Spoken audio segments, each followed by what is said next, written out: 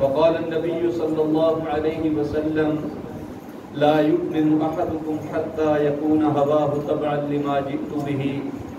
وقال النبي صلى الله عليه وسلم لا تصاحب إلا مؤمنا ولا يأكل طعامك إلا تقي أو كما قال النبي صلى الله عليه وسلم.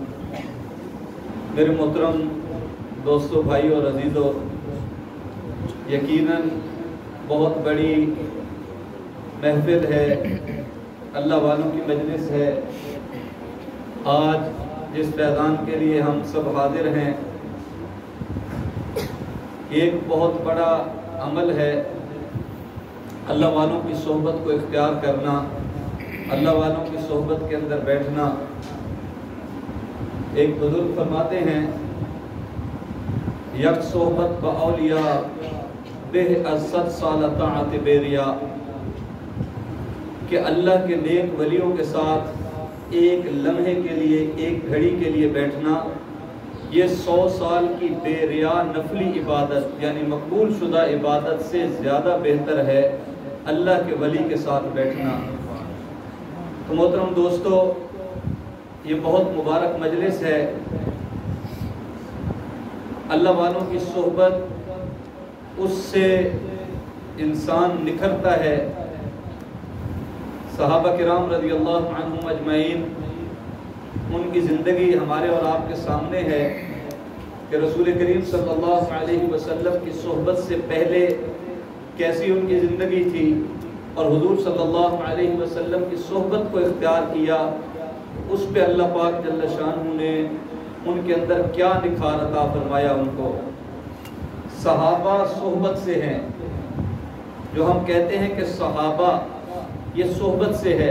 نبی کریم صلی اللہ علیہ وسلم کے صحبت یافتہ تھے، تو اس کی برکت سے اللہ نے ان کو زمانے کا امام بنایا۔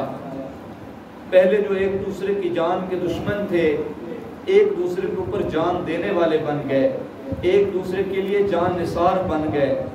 جو ایک دوسرے کے منہ سے لقمہ چھیننے والے تھے، وہ موت کے وقت کے اندر بھی ایسی جانثاری کا ثبوت دے رہے ہیں کہ ایک کے پاس جاتے ہیں، وہ پانی لے کر، آخری وقت ہے، اس وقت کے اندر سب سے محبوب چیز پانی ہے، اور اپنا پیارا آیا ہوا ہے اور اس نے پانی کو پیش کیا۔ وہ کہتے ہیں مجھے نہیں، آگے والے جو دوسرے زخمی ہیں ان کو جا کر پانی دو۔ ان کے پاس جاتے ہیں، ان کو پانی پیش کرتے ہیں۔ اب ان کے پاس بھی سب سے محبوب چیز پہنچی ہے، لیکن محترم دوستو، جان کنی کا عالم ہے، اس کے باوجود دوسرے کی آواز سنتے ہیں اور فرماتے ہیں اس کو دوسرے کو پانی پلاؤ۔ اور محترم دوستو، جب پانی والے اس کے پاس پہنچتے ہیں تو ان کی جان نکل جاتی ہے۔ اللہ جل جلالہ کے سامنے انہوں نے اپنی جان جو ہے اس کا نذرانہ پیش کر دیا، جام شہادت نوش کر لیا۔ پھر دوسرے کے پاس واپس آتے ہیں، دوبارہ وہ بھی شہید ہو چکے ہیں۔ پھر اس کے بعد سب سے پہلے جو ان کے چچا زاد بھائی ہیں ان کے پاس آتے ہیں، وہ بھی جام شہادت نوش کر چکے ہیں۔ میرے محترم دوستوں اور بھائیوں، میں پہلے عرض کیا ہے کہ یہ وہ لوگ تھے جو ایک دوسرے کی جان لینے والے تھے۔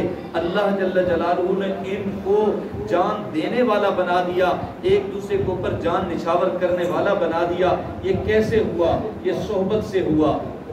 رسول کریم صلی اللہ علیہ وسلم کی صحبت سے یہ حاصل ہوا۔ اور شیخ سعدی رحمۃ اللہ علیہ نے فرمایا، صحبت صالح ترا صالح کند، صحبت طالح ترا طالح کند۔ اچھے کی صحبت انسان کو اچھا کرتی ہے، برے کی صحبت انسان کو برا بنا دیتی ہے۔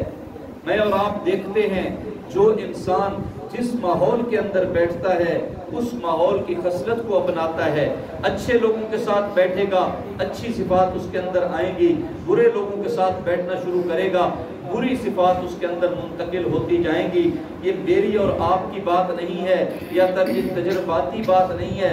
پیارے نبی حضرت محمد مصطفیٰ صلی اللہ علیہ وسلم نے ارشاد فرمایا کہ اچھے ہم نشیب کی مثال، اچھے آدمی کی، اچھے دوست کی مثال ایسی ہے کہ جیسے انسان خوشبو والے کے پاس بیٹھتا ہے، خوشبو والے کے پاس جب بیٹھے گا، اگر خوشبو خرید لے گا تب بھی اس کا فائدہ ہے، وہ خوشبو اس کے استعمال کرے گا۔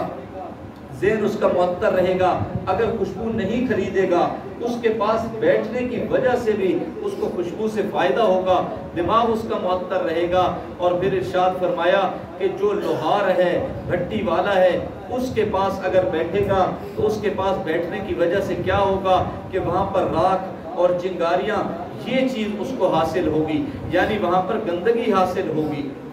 تو محترم دوستو، صحبت کے ساتھ انسان کے اوپر اتنے اثرات مرتب ہوتے ہیں۔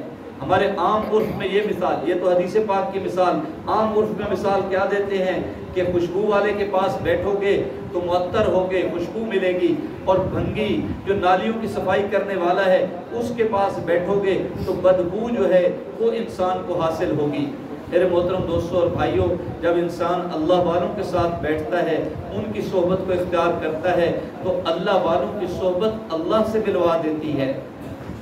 قرآن کریم کے اندر ارشاد فرمایا، یا ایھا الذین آمنوا اتقوا اللہ وکونوا مع الصادقین، اے ایمان والو تم اللہ سے ڈرو اور سچوں کے ساتھ رہو۔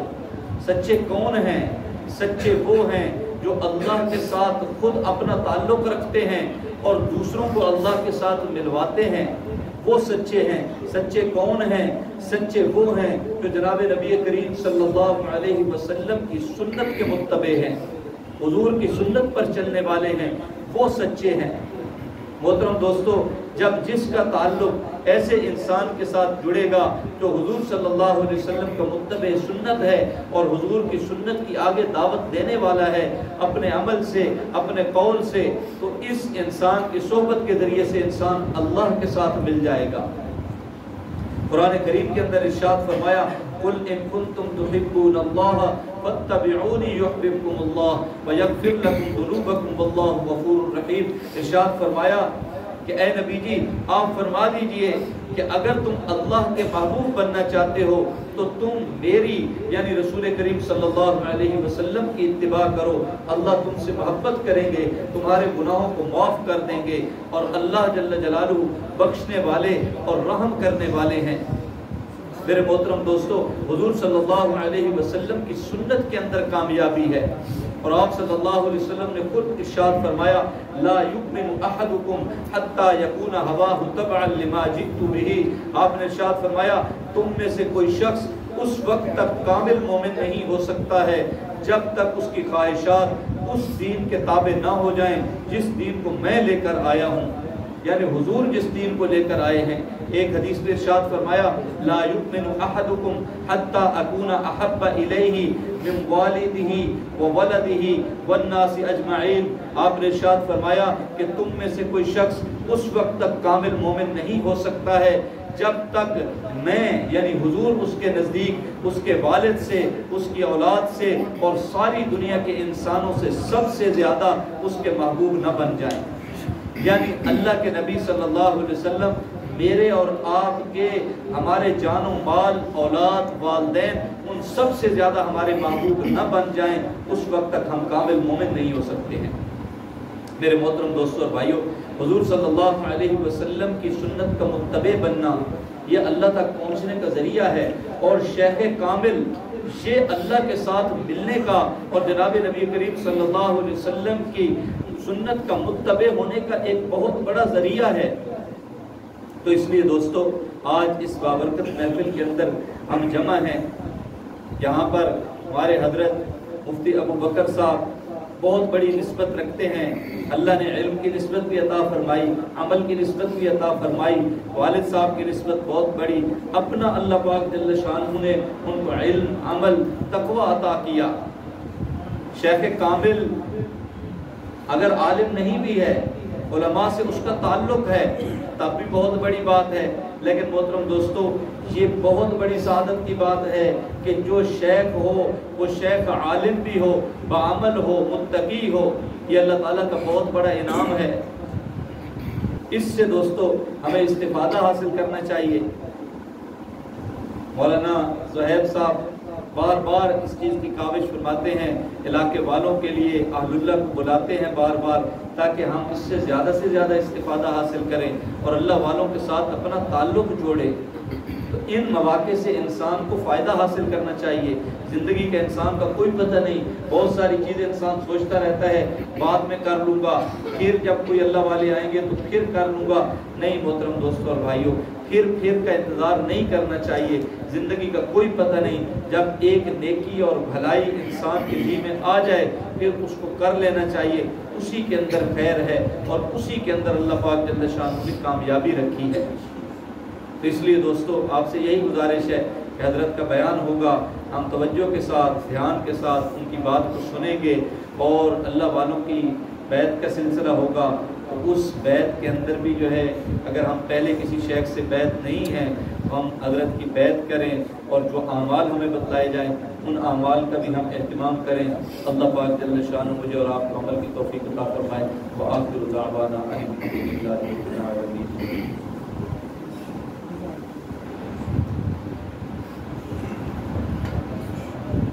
ماشاءاللہ حضرت مولانا ظاہر نیازی صاحب نے اہل اللہ کی مجالس کی اہمیت